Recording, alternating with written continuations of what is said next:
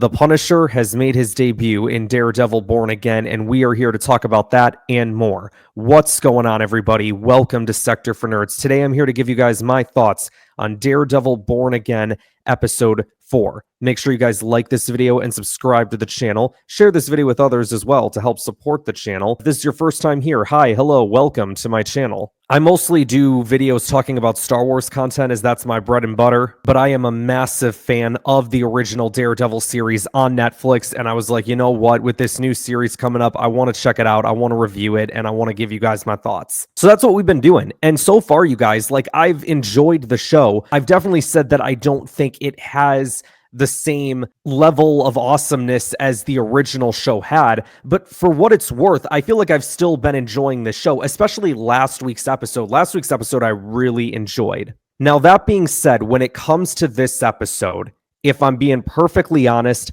I really didn't like it all too much. However, the one scene that I really enjoyed, and it's probably one of my favorite scenes of the entire show so far, is where Matt Murdock goes to confront none other than Frank Castle, aka the Punisher. And this is one that a lot of us have been waiting for, right? Like, this is the Punisher's debut in the MCU. And it's really interesting, right? Because the last time that we saw the Punisher, if we're going off of the Marvel Netflix canon, right? Like, the Punisher season 2 had ended. He had just got done helping out this teenage girl, right? Became like a father figure to her and everything. And we kind of really don't know what he's been doing since. But I mean, judging by the way that his place looked in this episode, we kind of have an idea, right? Like, it didn't seem like he was going around taking people out. He was just kind of like sitting there with his wall full of guns, and he still has no faith in humanity. But one of the things that was really interesting when it came to the promotion of this episode, if you guys will have noticed when you went on Disney Plus to click on that episode, it's got a picture of the Punisher on it. Now, let me tell you why that's interesting, is because a lot of the times with these Disney Plus shows, and you guys will see this, they don't usually like to spoil things like what happens in certain episodes, right? Like, they want you to, they obviously want you to watch the series and be surprised by what happens. But I think it's interesting coming off of the back of the numbers that I've been hearing about the reported viewership for the first episodes of Daredevil. And that number has been about, 7.5 million viewers for its first episode? Now, you might be thinking, like, wow, 7 million, like, that's a lot of viewers and stuff. And yeah, it definitely is. However, you guys also got to take into consideration, right? Like, that's lower than Agatha All Along, which had 9.3 million viewers for its debut episode within, like, 5 to 7 days. That's what these numbers are tracking. Like, within the first 5 to 7 days, these are what the numbers are. And then you look at something like Acolyte, which at the time was like the lowest viewed Star Wars show.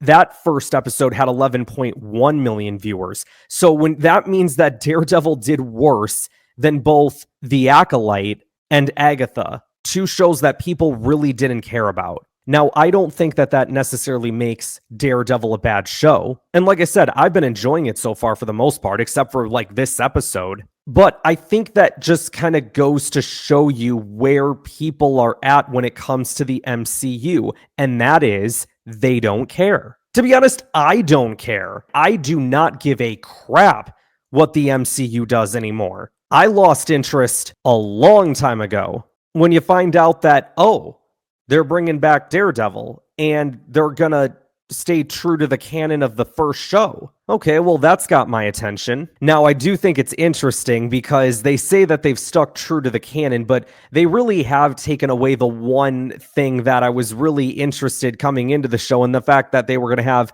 Foggy Nelson and Karen Page there, and they only ended up being there in the first episode. But if we're going to go back to the positives, that scene between Frank Castle and Matt Murdock was absolutely amazing. Like, Matt goes there because he finds the bullet that took out the White Tiger, and it's got that Punisher logo on it. So he's like, okay, Frank, I don't suppose you had anything to do with this? And then, he's got that deep voice like this, Red. You always got to call him Red. You wanna go to McDonald's, Red?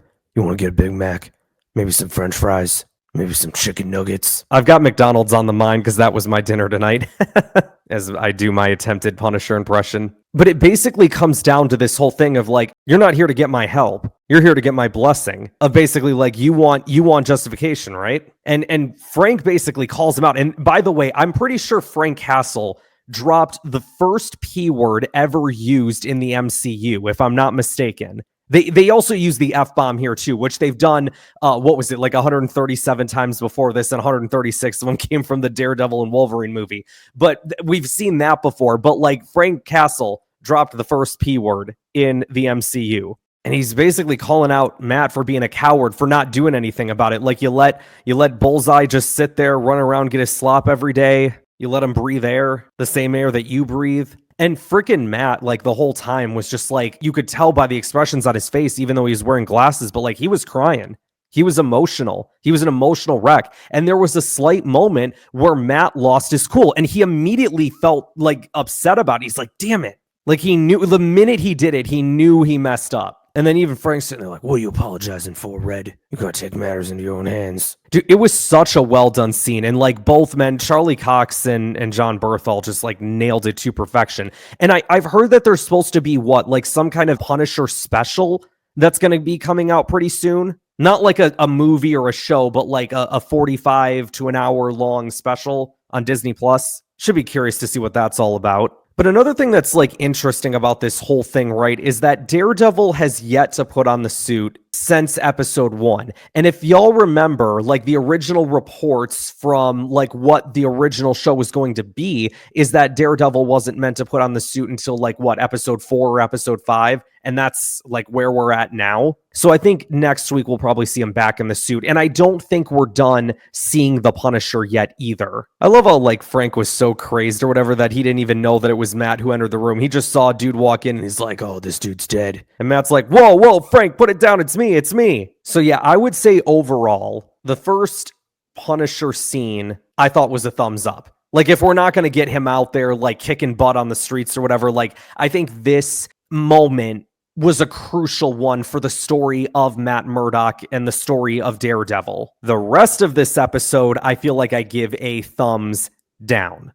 I didn't care about the Matt Murdock storyline that he had in this episode with that one client in the jail cell. I didn't care about the Fisk and Vanessa stuff. I feel like now we're at a point where I'm like, okay, I don't know if I care about this Fisk and Vanessa story. I was trying to give it the benefit of the doubt for the first couple episodes. Like, okay, let's see this play out. Let's see where it goes. The longer it's gone on, I don't like it. The Fisk being mayor stuff, I think there's still potential in. Like, I'm still curious to see like what else happens there. I'm curious to see if at one point Heather slips and tells Matt who her clients have been. Technically, as a counselor, I'm pretty sure that like rule number 1 is like you cannot give away your clients and you're not allowed to talk about anything that they bring to you, right? Like that's just client confidentiality or some term like that. You guys get what I'm saying though. When you go to a doctor's office, right? Like you can't just ask for somebody's medical records that aren't your own. Like you just can't do that.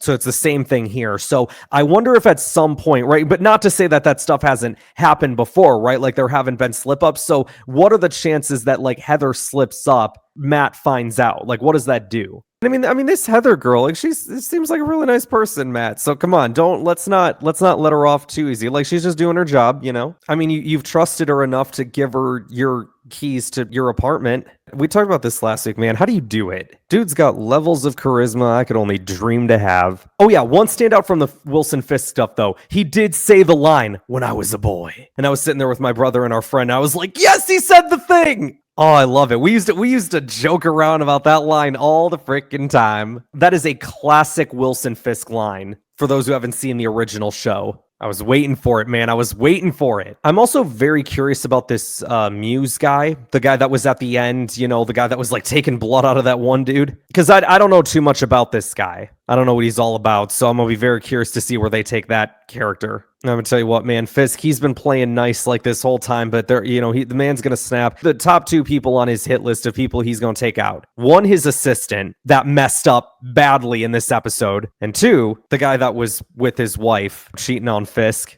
Yeah, I don't think either of their stories are ending well in this show. It ain't going to go well. So next week we've got 2 episodes. And that's where I'm really curious because usually, right, whenever they do like these shows, like sometimes they'll release like, okay, they'll do, you know, a 2-episode or 3-episode premiere, and then they'll start releasing episodes weekly or whatever, right? And then sometimes you have the shows where either halfway through the show or like a little before halfway through the show, whatever, they'll end up releasing 2 episodes, which is interesting because I feel like whenever something like that happens, it's like, all right, something big is going to happen. So I think next week we're setting up for something really big if we've got 2 episodes back to back. And I don't know where they're going with this. I actually thought that they weren't going to show the Punisher until the very end. I thought it was going to be a lot more of a clickbait thing than I thought it was, where it'd be like, okay, guys, like we put Punisher in like the final 2 minutes of the episode. There's your cliffhanger for episode 5. Come watch it. And then that starts the Punisher story, but that's not what happened. There's every chance that they bring Punisher back, right, in later episodes. So I'm not going to necessarily sit there and say that, oh, his story is done,